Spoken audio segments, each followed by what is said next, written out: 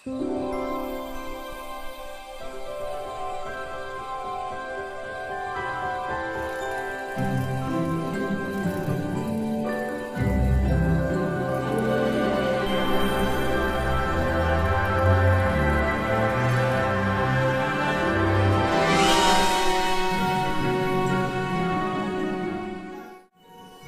itu, di perpustakaan sekolah yang biasanya ramai oleh suara bisik-bisik siswa-siswi, mendadak terasa sunyi.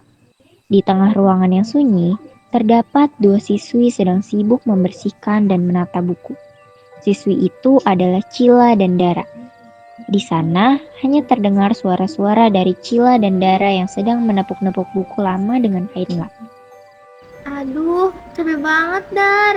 Buku segini banyak mah seminggu baru selesai. Udah, jangan ngeluh mulu. Biar cepet selesai, nih bantuin laprak sebelah sana. Cila menggerutu sambil bergerak melanjutkan aktivitasnya. Tangan Cila berhenti. Matanya tertuju ke sebuah buku bersampul merah muda. Buku itu berjudul Candytopia. Wangi banget. Ini buku apa ya? Apa? Buku novel kali? Udah, cepet lap lagi, nanti keburu sore. Cila menatap buku itu lama. Semakin lama ia menatap, semakin aneh rasanya. Ia mengedip pelan dan tiba-tiba semuanya berubah. Saat membuka mata, Cila mendapati dirinya berdiri di tengah ladang berwarna merah muda. Tak lama kemudian, Cila mendengar tawa ceria di belakangnya. Cila, lihat deh, rumputnya kayak jeli. Dara, kamu juga di sini? Cila dan Dara berjalan dan berlari di antara pohon lollipop dan rumah-rumah kecil dari biskuit yang berdiri rapi di sepanjang jalan, dengan penduduk mungil yang berbentuk permen melambai-lambai ramah. Cila mencicipi semua yang ada di dunia itu sambil tertawa. Kayaknya kita beneran di surga permen. Tiba-tiba langit berubah menjadi gelap. Permen-permen di tanah mulai meleleh, dan dari lelehan tersebut muncullah sosok raksasa berwarna merah muda dengan mahkota di kepalanya. Aku adalah Raja Permen Karet, penguasa Candytopia. Siapa di sini yang sudah berani merusak duniaku? Ke kami cuma main, sungguh kami gak bermaksud merusak apapun. Candytopia adalah dunia harus seimbang antara kerja keras dan kebahagiaan. Tapi kalian datang makan tanpa izin dan menghancurkan kedamaian dunia ini. Sebagai hukuman, kalian akan belajar ada tanggung jawab di pabrik permen abadi. Dalam sekejap, pusaran sirup muncul di bawah kaki mereka. Cila dan Dara menjerit saat tubuh mereka terserap masuk ke dalam pusaran manis yang lengket itu. Ketika membuka mata, mereka sudah berada di dalam pabrik raksasa berwarna emas. Mesin-mesin terus berputar tanpa henti, mengeluarkan suara gemuruh. Cila dan Dara dipaksa mengaduk adonan raksasa dengan tongkat permen besar. Gula cairan mendidih memercik ke kulit mereka. Aduh, capek banget, Dar. Aku gak kuat. Kan kamu yang pengen tinggal di dunia ini, Cil. Sekarang kita udah terjebak.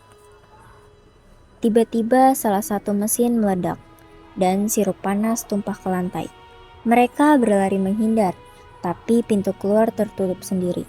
Dari balik asap, suara Raja Permen Karet menggema lagi. Dunia manis ini tidak diciptakan untuk keserakahan. Jika ingin kembali, buktikan bahwa kalian mau bekerja keras, bukan hanya menikmati hasilnya. Aku ngerti sekarang. Di dunia sudah manis aja butuh usaha. Apalagi di dunia yang belum manis, pasti butuh usaha yang lebih keras. Begitu kata itu terucap, pabrik mulai bergetar. Permen-permen meleleh, mesin berhenti berputar, dan cahaya terang menelan semuanya. Cahaya terang itu menyilaukan mata Cila. Tubuhnya terasa ringan, seperti melayang. Ia menutup mata rapat-rapat, lalu perlahan membukanya lagi. Cila, Cil, sadar gak sih? Dari tadi kamu bengong aja. Cila menatap bingung. Ia kembali berada di perpustakaan sekolah dengan posisi duduk. Di depannya, tumpukan buku masih sama seperti tadi. Tidak ada permen, tidak ada bau gula, hanya aroma perpustakaan dan sinar matahari sore yang menembus kaca jendela. Kamu kenapa sih? Nih, lapnya dari tadi belum kamu pakai. Aku udah beres 2 rak loh.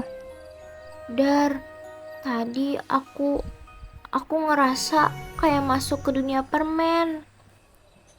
Halah, kamu ngelantur. Tuh kan, kebanyakan makan permen pas di kelas. Jadi kebayang terus kan? Dar, kayaknya guru bener deh waktu bilang kalau kita harus serius di kelas. Baru sadar sekarang, gara-gara kita makan permen sama nggak ngehargain guru, kita jadi disuruh bersihin perpustakaan. Iya, tapi kayaknya aku emang pantas dihukum. Mungkin aku terlalu banyak ngeluh. Bener tuh, mending sekarang bantuin aku nyusun buku sejarah, biar cepet selesai. Cila menatap lagi buku Candytopia itu sebentar sebelum meletakkannya kembali di rak tertinggi. Dalam hati ia bergumam pelan. Terima kasih Raja Permen Karet.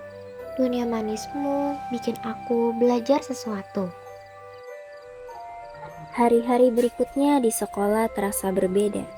Cila mulai memperhatikan guru dengan sungguh-sungguh dan berhenti memakan permen diam-diam di kelas. Ia tak ingin lagi dimarahi atau dihukum karena kecerobohannya sendiri. Dara sampai terheran-heran melihat perubahan sahabatnya.